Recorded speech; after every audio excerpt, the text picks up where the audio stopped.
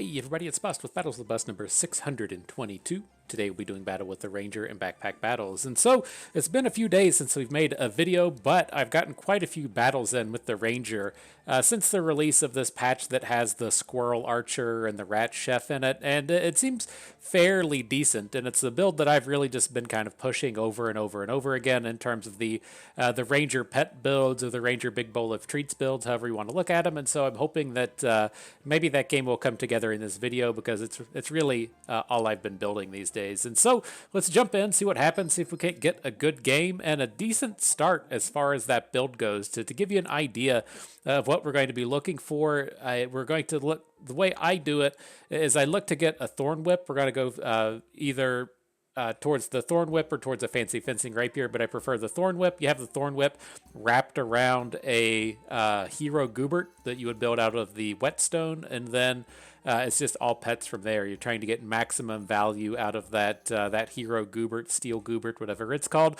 The thing that seems to be the kind of main breaking point for this build to me is in the subclass round, you really need to hit either the garlic wall or the spicy banana. And so I haven't really figured out the pivots when that doesn't come together. I feel pretty good when those skills turn up and the thorn bloom doesn't turn up and we go fancy fencing. Like I'm good at handling that kind of thing, but it's when those two, we get stuck with like a bad skill. I haven't been transitioning out of that well. But we're getting a little bit ahead of ourselves. Let's dive into this round, see what we can do. Reasonable enough start here. We want the whetstone, the buckler, and the broom.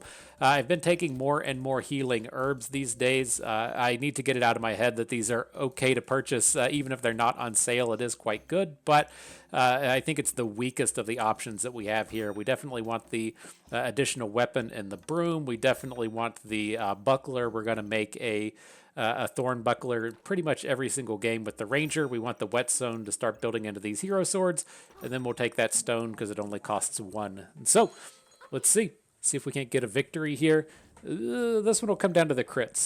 This is one of the kind of annoying factors as far as these early Ranger battles go. We got a crit, dealt 8 damage, and got the victory, and so it's very RNG centric when you see these turn up, but we got the victory, so we outplayed them, you know? That was basically all us. And so nothing too exciting here. This feels like a bit of a trap shop. I don't want the gloves of haste or the piggy bank. The question here is, do we want the lump of coal to go ahead and make a torch and then just try and make a hero sword a little bit later? I'm not opposed to that, but I think we'll just let this go and see if we can't get a better shop. It's not like that's a really high impact pickup with that single torch. We have the option here to make a shiny shell, but much better things coming out of this. We've got the leather bag turning up. We've got the banana. $2 left after that. What I'm leaning towards doing here is picking up the shiny shell, making the relic, and then just selling off. Or selling off next turn, like with the broom, and then having the relic. But we've already got a whetstone. I don't want to have a whetstone on just like one item. And so it doesn't sound nearly as appealing to pick up that shiny shell. It's not a bad defensive for the round. We'd just be down 1 gold if we take it. All right, well, we'll take it and not combine. I'm not certain on that.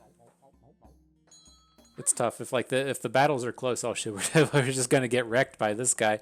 If you told me we were going up against the Thorn Whip, it would have been a different story. But oh shit, are we gonna take this down? No way. LOL. That's what you get for using the fucking RNG star that I hate, and so it makes it okay when you bring the zings on them that way. All right, what do we got here? Definitely want the walrus tusk. The big damage scaling that we tend to do with this build is going to be the thorn bloom, the thorn buckler generating thorns, and then like 1 pineapple. Makes it very easy to get up to about 20 thorns within every single battle, and then the hero goobert giving you additional scaling attack gives you all the damage that you need. And so we're definitely looking for these walrus tusks. We'll pick up a second one if it turns up, but definitely want the first one here. The rest of this stuff we can pass on. Got a bag, that's good. We can look to go ahead and pick up the short bow. We're going to go for pretty much all of these bows that we find. And the way that we'll try and have this going is we'll have a thorn bloom and a bow. And then if it's a turn to make a squirrel archer, we'll take our main little bow out and then put in just a basic one, make the upgrade, and then go back to having an upgraded short bow. And so I definitely want to look to go ahead and get these. I think we can sell off the broom and feel pretty good about it. So let's sell the broom. We can sell off one of these other one things. The stone is fine. Pick up the short bow. Do want the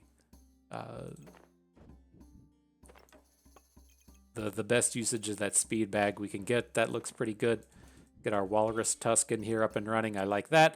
And then with these foods, I'm tempted to hang on to the garlic. It's a pretty like low cost effort to do, right? It's just a very common food to have in. We're probably going to be going food this game, and then if we hit the garlic wall next round, we definitely want to already have access to one. And so if it turns out to be bad, if we miss in some way, we can just sell it and we only lose 1 gold. It's not a huge loss to have this garlic. But I am going to pass on the carrots. Before this patch, I was really heavy into going carrots and doing very heavy clover builds. They're still a thing, but I would rather wait until after the skill round before really jumping in on the carrot route. They don't do a ton. It is kind of nice against the Reapers, but they're pretty bad against all the other classes.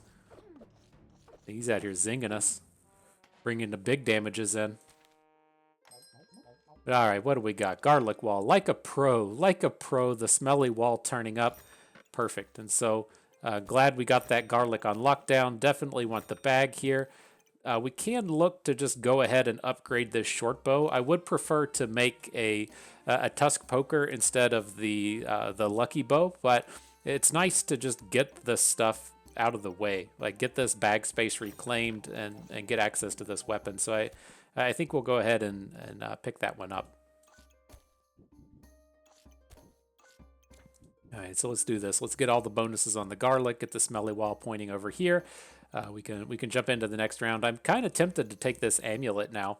There's just so many very good choices in it. If we hit food, that's pretty good. If we hit pet thorns, that's pretty good. If we hit armor and empowered, that's pretty good as well. And so let's just go ahead and take a lock on that. We'll see what turns up.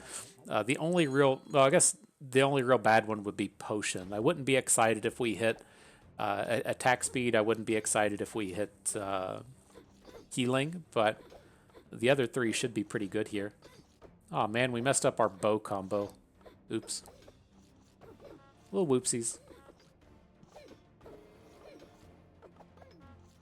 It would be nice to have those scaling clovers here to get those big crits coming in. It's okay though. And oh, big round, big stuff turning up here. Let's start off with the amulet. So we hit the amulet of the wild, the pet thorn ones. That's good. Definitely want the Goobert being on sale. And now there's the walrus tusk here. I'm tempted to just sell off these clovers. We're not gonna make anything out of this, right? So we can sell these off. Just pick up the walrus tusk, and then look to get our Goobert out here doing Goobert things. And so let's see.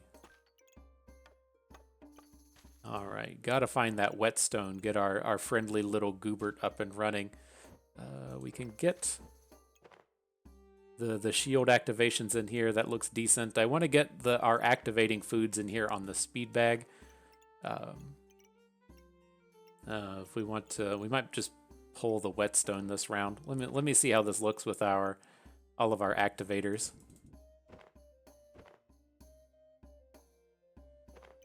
Right, so it's like we kind of want to get both of the food within the main bag here, the garlic wall going. It's not a huge deal to get the amulet of the wild on the Goobert, mainly just want it for the 4 thorns. And then yeah, if we want to, let's just go ahead and get our upgrade on the tusk poker. It sucks to miss out on that damage, but our bags aren't going to agree otherwise. I think we're okay this round though, even though it was a little sloppy. Our bow, or our shield isn't doing shit. Oh no, he has a pan. Our shield's doing all kinds of stuff. Seems like we're okay.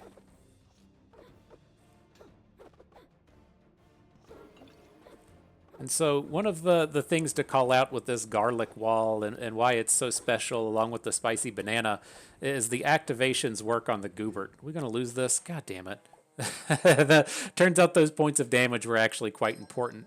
But as we look to have things like, say, adding in a leather armor, which is going to generate the 45 armor, that's going to immediately give us 2 activations on the smelly wall. And so having all of these recurring armor abilities is quite strong to get this to activate. So ideally, when we get the Goobert upgraded into the Steel Goobert, it's going to be out here generating all of these armors. All of that armor generation is going to activate the Smelly Wall, and it's going to be a big cycle of goodness, especially in the sense that the what do you call it? The big bowl of treats gets the double activations on the pets, and so it gives more synergies as you get the double activation on the Goobert. You get a full poison out of the smelly wall, so you get that activation back on the Goobert again. It's just a nice little cycle of things across the board. But we do got to find another whetstone before any of that's possible. With this, though, I think I do want to come in and pick up the leather armor. We can get rid of the shiny shell. It's pretty garbage at this point. And I think we're okay here. We got our weapons back in order. There we go. The smelly wall's back to activating on the garlic. All right, let's hit it. It's been brutal. This feels like it's what happens, right? You get the big RNG crit hits in the first round, and it feels like you're really powerful, and then you just start getting beat up. I feel like we've been getting beat up on a lot of rounds that we should be winning, but it is what it is. You bring your big shield build out and run into wands, and it's a little bit problematic. But all right, so here's the Thorn Whip. Good stuff. Definitely going to look to add it in right here. This is basically where the Thorn Whips live. They'll ideally get to activate the Goobert and get the bonuses along the way. So definitely glad to see him turn up. It's a bit of a pain point with our bag space this round. Like, I kind of want to turn the leather armor into the blood amulet. I kind of want to just get the leather armor out of the bag at this point. We do need something kind of like this for a moment. Let's see if it just cleans up our bag space as we open this stuff, open these spaces up at the top.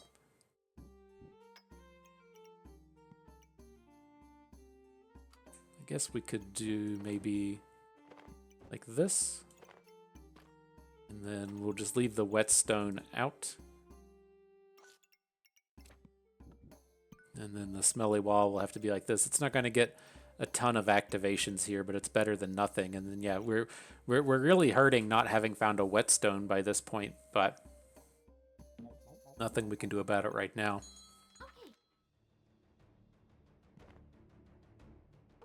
It's one of these things to where, if it doesn't come together, it still feels like we're strong enough to push into like -1 LP or right to the survival round, but I'm a bit concerned as we need a round to make a hero sword, then we need another round to make a hero Goobert. We're really kind of underpowered at this point. But it's pretty sweet getting the free big bowl of treats, or the cheap big bowl of treats, I should say. Definitely want the fanny pack, definitely want the garlic. And let's see if any of our friends will turn up here.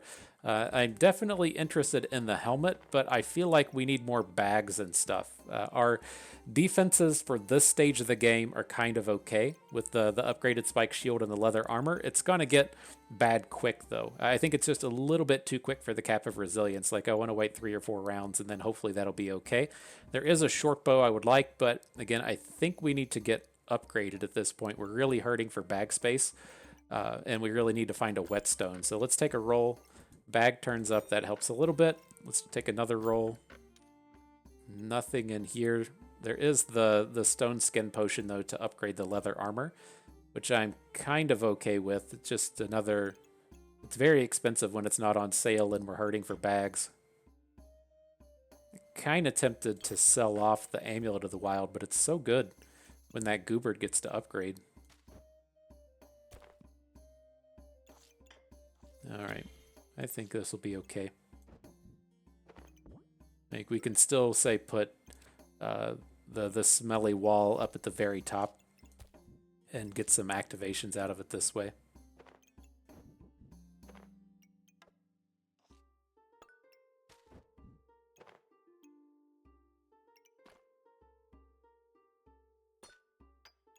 Right. Seems decent. This is This is what the builds look like, huh? You get the big garlics up and running and everything. I don't hate it. I don't hate it. What we got here? The thorns coming at us. Our thorns are going through the roof.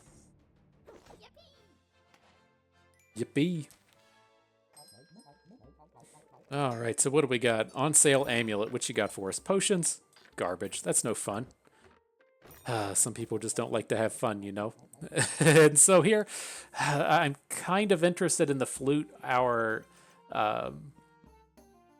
stamina is going to be a little bit worse now that we picked up the stone armor. It makes our stamina usage go up, and so we do need a little bit of stamina to counteract that. And then it does also tie in with a lot of our combos, right? The armor gain from anything puts these poisons onto the opponent, and so if we get the armor gain off of the stone armor and all of these garlics and off of this flute and then off of the goobert, if it ever turns up, then we just have a ton of activators for this smelly wall. I'm a little concerned it's a touch early for our build here, but let's pick it up.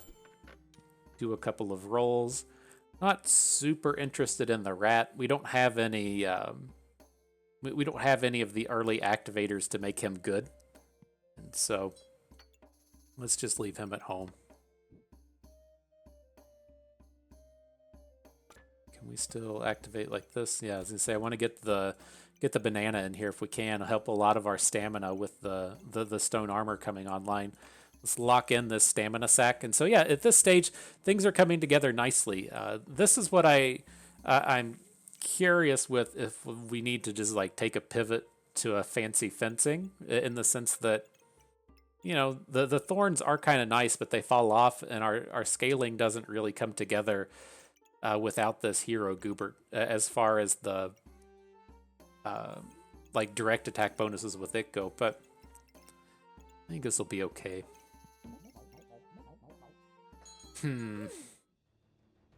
There's this big pile of cards, getting them before they find all of the little what are these called? Friends, all of his little friends. Plushies, there we go. How we doing? A decent stack of thorns, the poison's starting to come at us. A little worried. Feels like we're gonna lose here. Need a big crit right at the end. Got him. Okay, anything decent here? Fairly weak stuff. The stoned is going to be the easy take. We have a lot of armor synergies within our build. Right, get the stamina sack. Where are our friends? We need that whetstone, and then we need the upgrade for the thorn whip. And otherwise, I'll feel pretty decent about what's going on here. Our first squirrel turns up. And nothing. It just doesn't want to happen. Trying to think if we roll, if anything else interesting has the potential to pop up. I don't think it does. That strikes me as being a little greedy.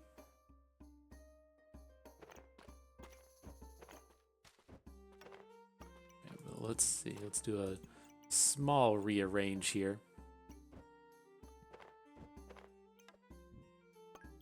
That didn't really look how I wanted. It's a bit of a struggle here getting the squirrel to fit in the comp. Got this. I mean, we might just need to be doing this. I guess it's not terrible. Getting the flute out here to the left.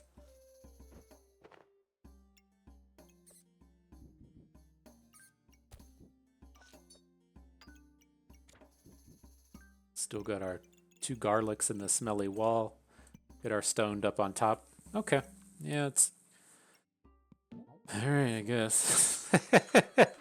just make a sad noise, you know. Fucking. How we doing here?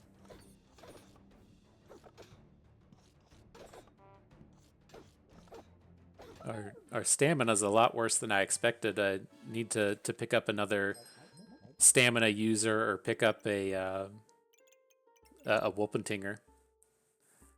And so, I mean, how do we feel about this, right? A lot of this hasn't really come together. I think we have 2 rounds left if we want to quit before survival.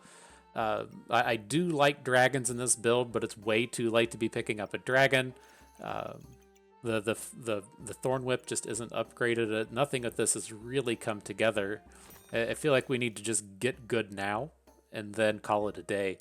Um, and so it's like the fancy fencing rapier is much stronger than the Thorn Whips. Like I get that we have a lot of thorn synergies between the Thorn Whip generating thorns, the Tusk Poker generating thorns, the shield generating them, the Big Bowl of Treats to a lesser degree, but um, the scaling just isn't here, and so it's, I kind of want to switch over to the fancy fencing rapier, sell off the Thorn Whip and the Tusk Poker, and then take um, all of our fanny packs and load them up on the fancy fencing, and then any other damage kind of stuff that we look to build up, we would just try to dump into the squirrels. That's probably too greedy though. Like I think if our Tusk Poker was a Lucky Poker, whatever you called the Clover generator, it might be okay. This feels a little greedy with the state of this build here. The other thing to keep in mind is we can't just sell the Goober, right? If that's probably where we need to be at this moment, is just accepting that the Steel Goobert isn't happening, and then just trying to stack in the foods and the other pets at this point. I think that's where we want to go. I'm going to hang on to it for a moment. If we pick up like carrots, it may not be as bad, but I think we have to give up on the wooden sword and the whetstone at this point. So, okay. Now that we have a bit of direction, let's get to it. So we'll take the leather bag. That's fine. The rats I don't really want without access to the hearts. Although we could pick up Hungry Blade here and just upgrade the Thorn Whip that way. I think that's where we want to be. So let's do this. Let's sell off the Goobert. We'll pick up the Blade. I'm just going to sell off these Hero Sword items real quick. We're going to pass on the rat. Definitely want that 1 gold bag. Take another roll. Probably need the banana in here. Our stamina was a bit of a pain point that round. All right, we're getting places. We're getting there. How do we make this stuff fit?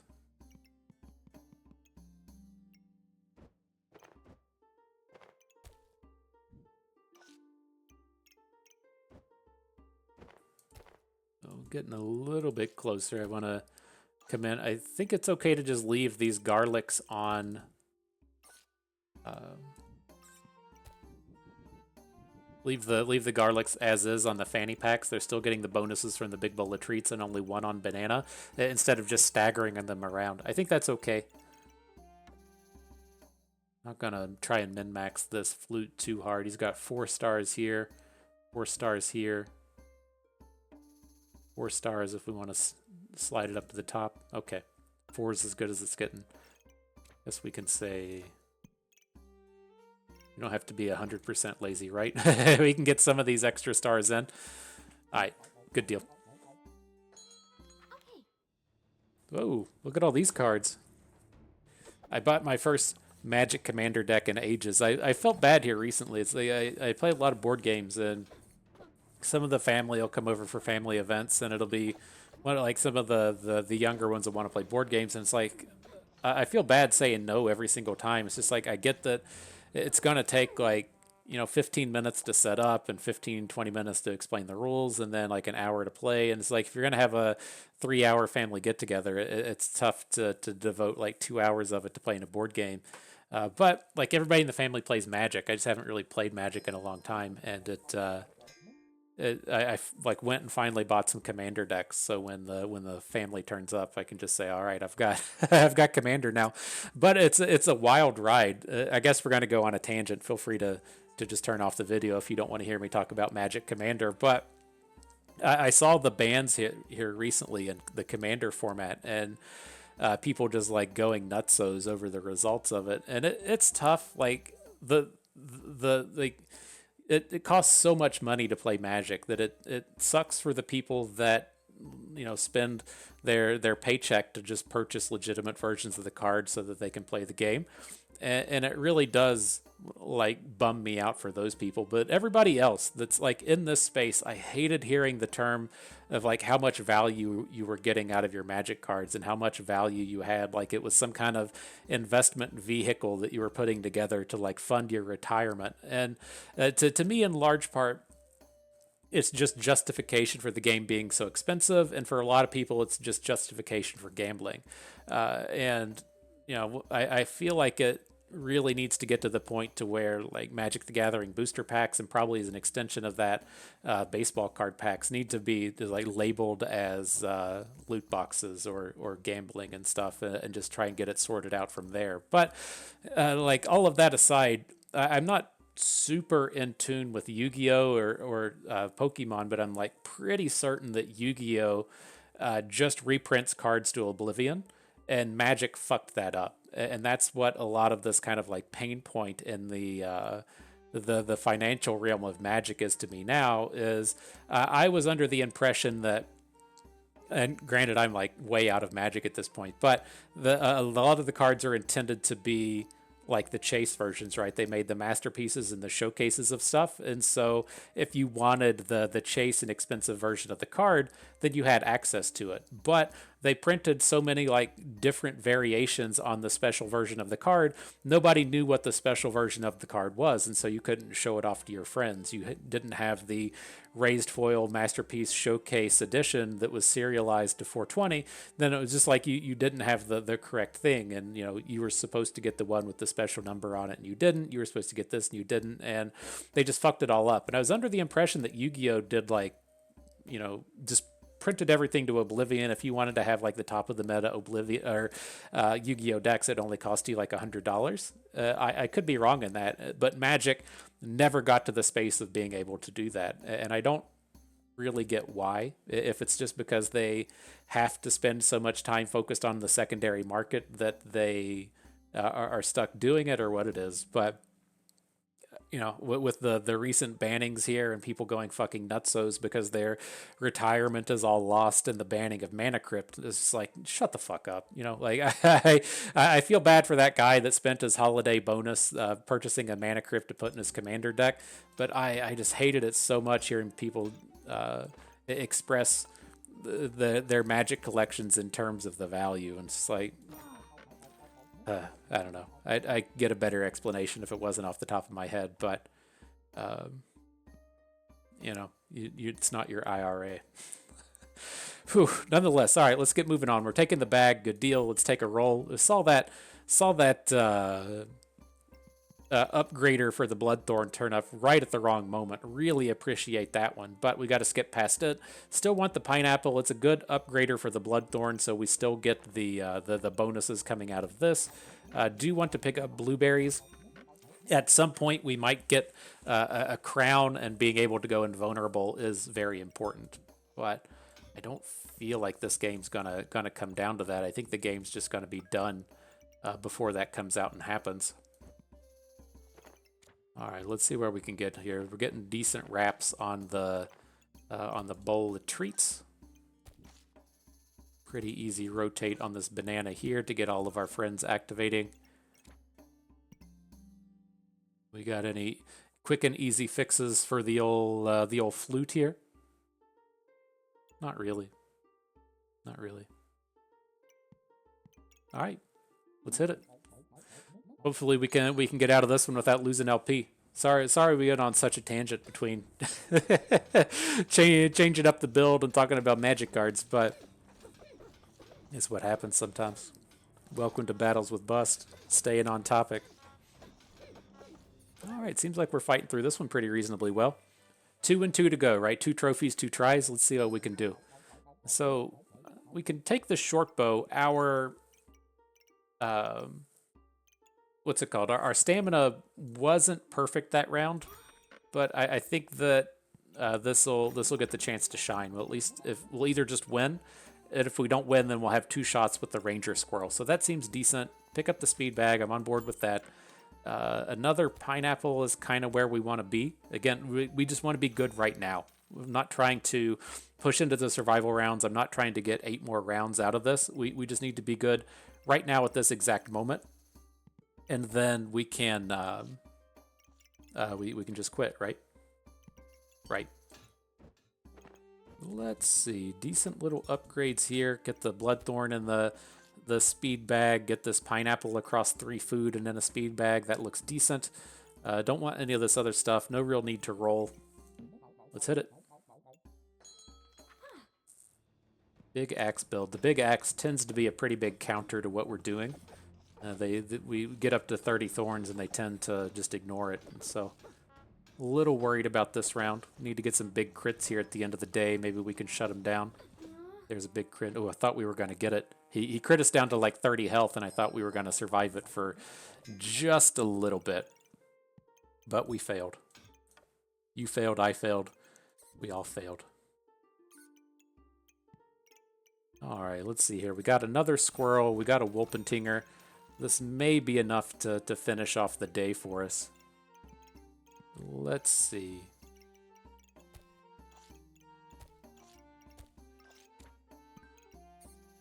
I want to get the pets up here onto the Wolpentinger. I did push the Squirrel Archer over so that it can crit. We've got it barely in the speed bag, or barely in the Ranger bag. It's not going to get a ton of bonuses this round, but I think it'll be okay. And then I'm going to move the Amulet of the Wild over to get a double shot out of it. That's what's going to be critical, right? Getting that second activation for an extra 5 damage.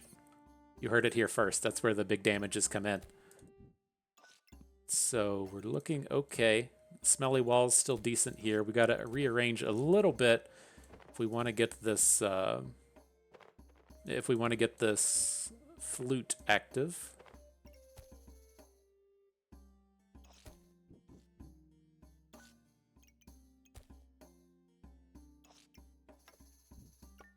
Something like that. Looks decent to me. Not quite using the whole fanny pack here, but I'm not going to rearrange for that 1 hex. I think this is it. Got 1 try left to get 2 wins. Let's hit it.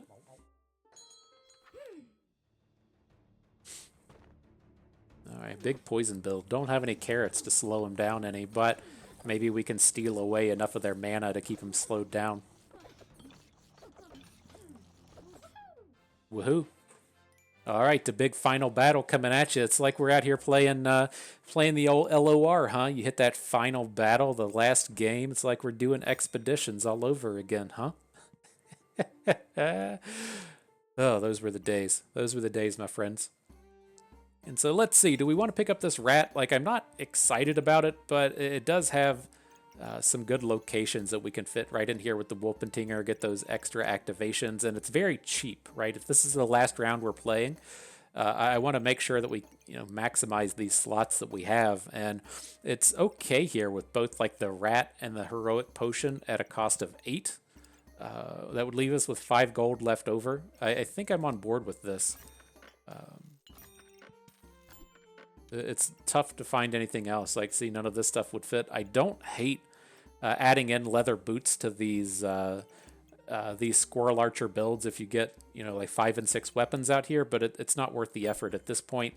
And this is a good filler for that last slot. We'll get the Lucky Clover out here. Get the final piece to the crit build puzzle, right? Is that here happening? All right, good stuff. Let's push that button and see if we can't get those LPs. Got kind of a buff steel scaling thing here. A little scary. A little scary. Yeah, big thorns coming in. I like seeing them have those shitty little hammers out here when we're building up to 30 thorns. Ooh, so close. So close. I didn't know how that one was going to end. And perfect. We're going to take the win. We're going to go for the +5 here. This build really has no business going any further. Have to imagine as we fight any late game builds in the future rounds, we're just going to get annihilated because our build just did not come together, and nothing with this went right. And I'm very happy that we were able to get out of this with plus LP. And so, it didn't exactly go how I wanted. We didn't get to showcase everything that I wanted to showcase, but I do like when these videos come about to where things don't exactly go right. We didn't just get a round 4 hero Goobert and wrap it with a round 6 Thornbloom and just go off to the races, right? A lot of stuff went wrong with this as to where we didn't find a second whetstone, and we were stuck with that Goobert for a long time. We never found the heroic potion to make the Thornbloom, and so a lot of the kind of critical decisions that you have to make in these in terms of how can I salvage this game that didn't go perfectly, I think turned up within this. And so I know that I kind of hee-hawed about some of the highlights of this build and things you're trying to push for. And I didn't really get to highlight the main version, the main event version of the build, if you will. But I think that we hopefully got you on the right track with what you're looking to see with this, and we're probably going to see it in the upcoming videos as well, as this is what I've just been building over and over and over again as far as the Ranger goes. But the main points that you're going to be looking for, right, are you want the hero Goobert, you want a Thornbloom or a fancy fencing rapier, you really want either a smelly wall or you want a spicy banana, and then from that point forward, it's trying to extract maximum value out of that hero Goobert. And so the standard food builds kind of do their thing. I tend to push towards thorns very frequently because we always make spiked shield, we almost always make tusk poker, we make a Thornbloom, and so it's like we're already synergized towards doing thorn stuff. That the thorns are where I tend to land with that Thornbloom. But you can see some points in here, like when we started talking about maybe switching to the fancy fencing rapier because the late game builds aren't excited about things like spiked shield and tusk poker. You can see where those pivots may want to come in if you went a little clover heavy. If you didn't make a spiked shield or whatnot, then you might definitely find yourselves going down those paths. But nonetheless, good stuff. I had fun with that. I hope you did too, because that is going to do it for us today. So if everyone enjoyed the video, hope you maybe learned a thing or two along the way, and you had a good time watching. This is Bustin' Me. Thank you for being here.